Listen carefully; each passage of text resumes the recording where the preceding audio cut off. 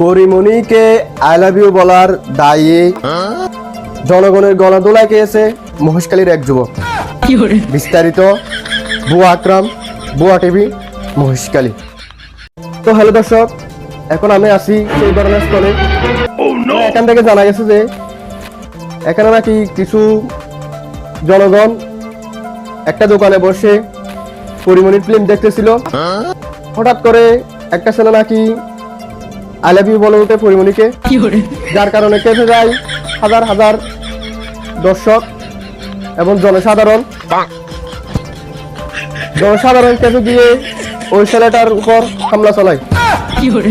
তো এখন ওই ছেলেটাকে মহেশখালী হাসপাতালে ভর্তি করা হয়। সেখানে নাকি জবাবদিহি দিয়েছে সে নাকি ভালো হবে না। তো এখন নিয়ে যাওয়া হচ্ছে বুয়া হাসপাতাল, বুয়া বুগান্ডা। তো এটা ছিল শেষ খবর। বুয়া আকরাম, বুয়া টিভি, মহেশখালী।